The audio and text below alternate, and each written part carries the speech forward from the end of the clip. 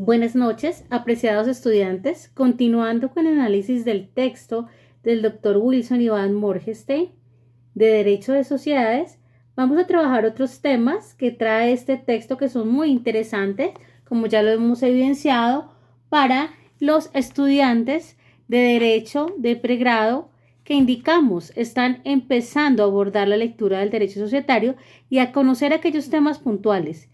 Proponemos, nuevamente reiteramos este texto como una de las múltiples opciones que hay en el comercio, pero que entendemos que el estudiante que está iniciándose en este estudio del derecho societario necesita un manual práctico, puntual y que tenga los conceptos claros, y por ello vamos a analizar algunos de los apartes y de los temas que está abordando el Dr. Wilson en este texto.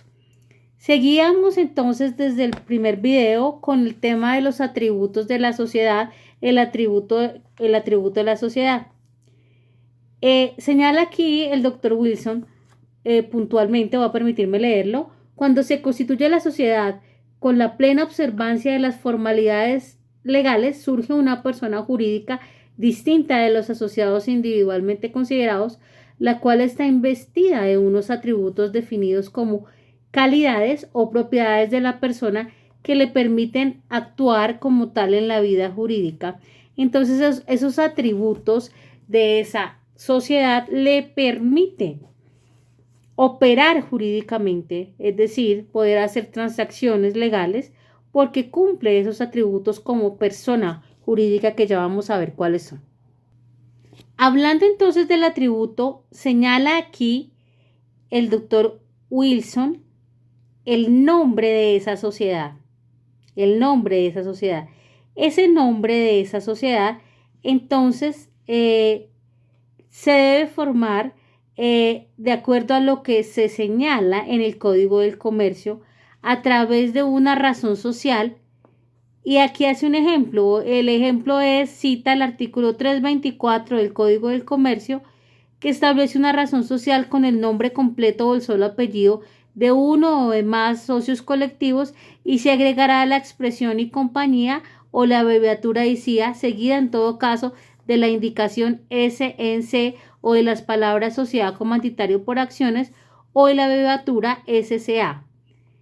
Esto sí es por acciones. Entonces aquí nos habla el doctor Wilson Iván, de cómo constituimos una razón social de cualquier modelo societario. Esta que acabamos de hablar y la que puntualmente ejemplifica él en el texto, habla acerca de una sociedad en comandita simple o una sociedad en comandita por acciones, y luego nos señala otro ejemplo, y es el artículo 357 del Código del Comercio, que establece cómo constituimos el nombre de la razón social de una sociedad que tiene un ropaje bajo la denominación de responsabilidad limitada. Y entonces señala así el texto. El artículo 357 del Código del Comercio establece que éstas girarán bajo una denominación o razón social, en ambos casos seguida de la palabra limitada o de su abreviatura LTDA, que de no aparecer en los estatutos hará responsable a los asociados solidaria y limitadamente frente a terceros.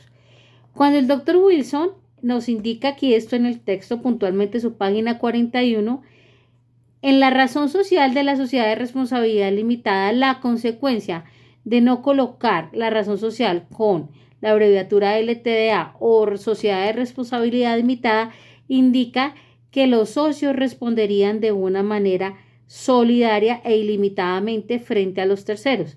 Allí hace esa ejemplificación frente a la consecuencia de no colocar o establecer la razón social de la manera adecuada. En conclusión, cuando voy a elaborar un contrato de sociedad o unos estatutos, pues debo verificar en el Código del Comercio cómo debe ir establecida o cómo se debe construir la razón social de la sociedad. ¿Y por qué hablamos de ello? Porque estábamos hablando de los atributos de la sociedad, según el texto, siguiendo el texto del doctor Wilson. ¿Cuál es el primero? Sería uno de ellos, el nombre. Otro atributo de esa sociedad, según el texto del doctor Wilson, es el domicilio. Voy a permitirme leer qué señala el doctor Wilson acerca del domicilio. El domicilio de la sociedad comercial es el sitio, municipio o distrito que libremente fijan los socios o accionistas en los estatutos como el lugar donde ha de cumplir las funciones el máximo órgano social de la compañía, y como las cosas en derecho se deshacen como se hace, su cambio implica una reforma estatutaria. Asimismo, el domicilio principal de una sociedad corresponde al lugar donde ejercerá sus funciones la junta de socios, la asamblea de accionistas, mientras que el domicilios secundarios hacen referencia a las sucursales o agencias de una compañía mercantil.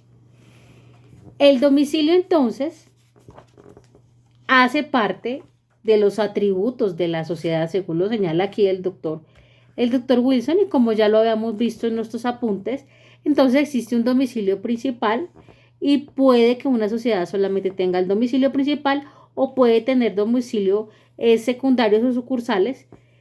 Y es importante que en el contrato de constitución de la sociedad y los estatutos se señale y se discrimine cuál es el uno o cuál es el otro para efecto de cumplimiento de obligaciones contractuales en el momento de realizar cualquier negociación. Esa es una de las importancias de establecer en el contrato, en los estatutos, el domicilio.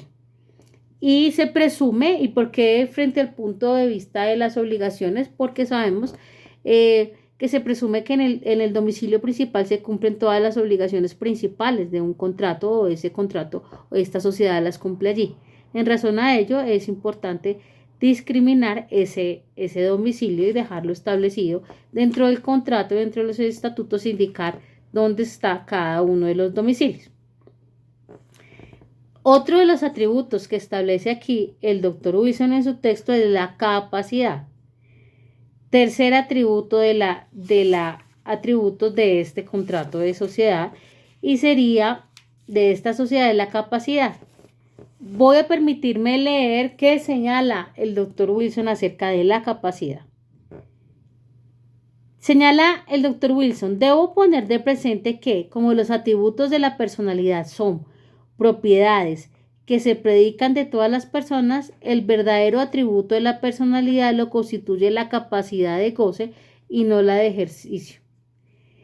Y allí entonces nos remite a Ospina del año 2005, en el cual Ospina señala que la capacidad de goce es la aptitud con P que se les atribuye a las personas o sujetos para ser titulares de derechos y obligaciones.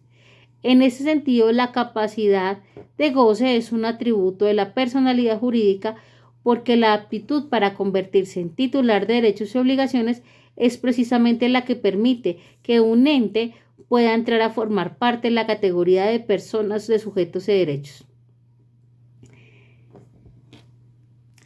El texto del doctor Wilson finalmente nos resume lo de la capacidad, indicando que en lo que tiene que ver con la capacidad de goce de las personas jurídicas societarias, que es lo que estamos estudiando, y de conformidad con lo que está estableciendo el artículo 99 del Código del Comercio, hay o existen tres grupos de negocios que puede realizar una compañía mercantil.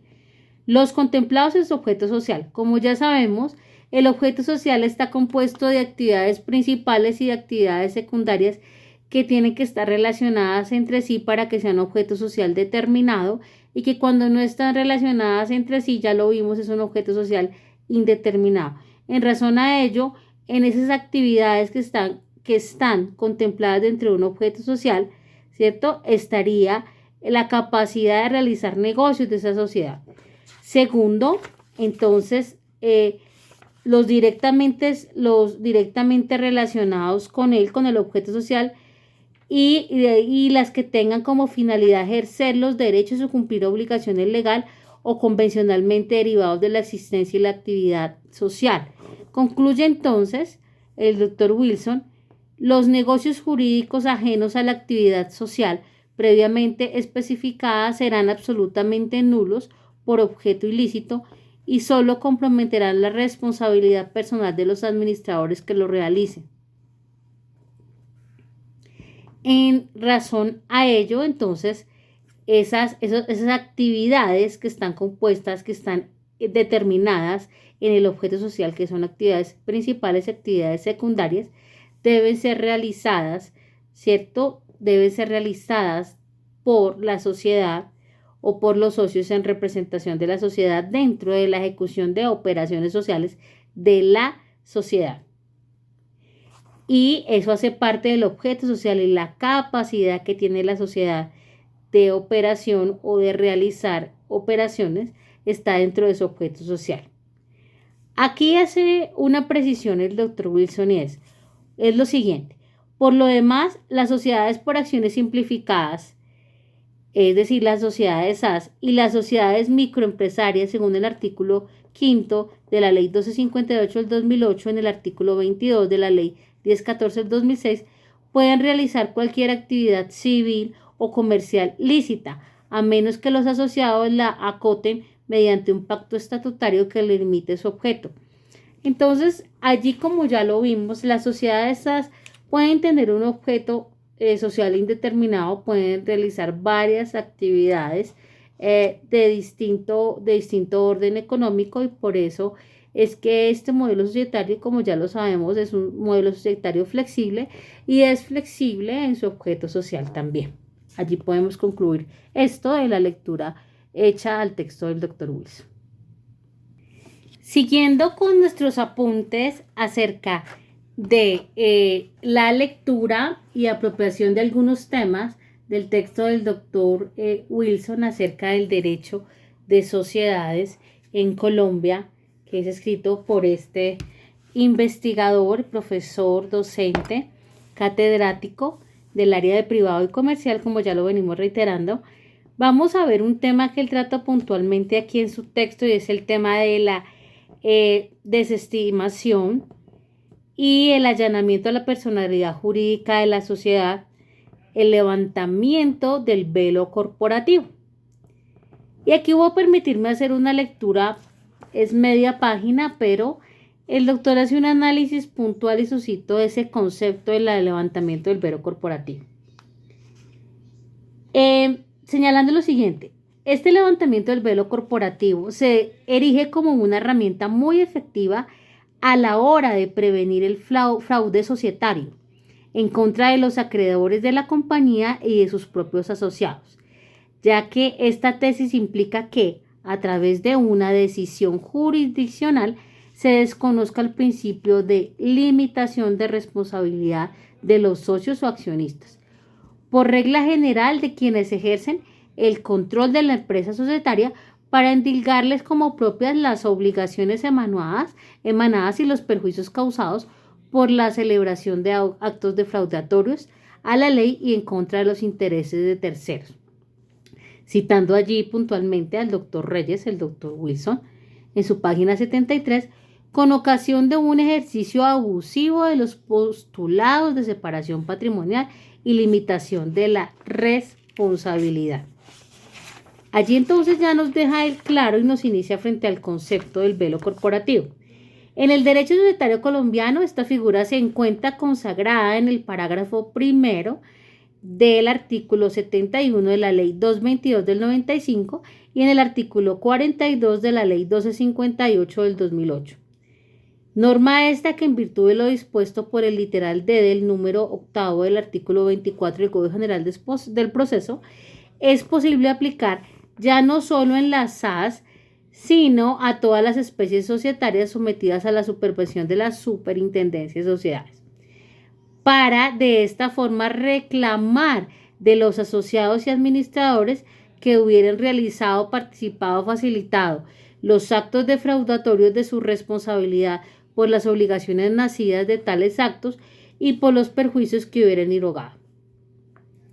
Entonces, fíjese que ahí el doctor Iván nos habla de esa importancia y define ese levantamiento del velo corporativo para evidenciar, ¿cierto?, aquellas defraudaciones que pudiesen haber estado a cargo de un administrador, de cualquier miembro de junta directiva o un órgano de la sociedad, para que haya facilitado esa participación en esos actos defraudatorios, y cómo nos indica dónde encontramos como estudiantes establecido el tema del levantamiento del velo corporativo, cómo lo podemos usar, frente a qué caso en términos generales lo podemos usar.